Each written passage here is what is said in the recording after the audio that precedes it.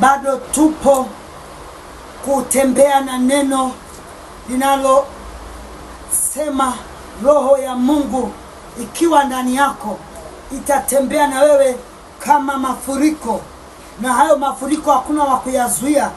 Tutaona kwenye kitabu cha Yoshua 3:15 neno la Mungu linasema, basi hao waliochukua hilo sanduku walipofika Yordani, na nyayo za makuhani waliochukua sanduku zilizopita katika maji ya ukingoni, maana Yordani hujaa hata kingo zake na kufurika wakati wote wa mavuno. Mwezi wa pili ninatamka ukawe ni mwezi wa kufurika kwako, ukawe ni mwezi wa mavuno kwako.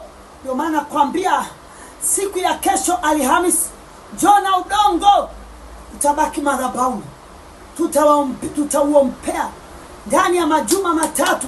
Tuko kwenye mfungo wa siku 21. Baada ya hapo utakuja utachukua udongo wako, huo udongo kila utakachotamka, utakachofinyanga na kuachilia pumzi ya Roho Mtakatifu, itaenda kuinuka tena katika jina lako Yesu. Amen.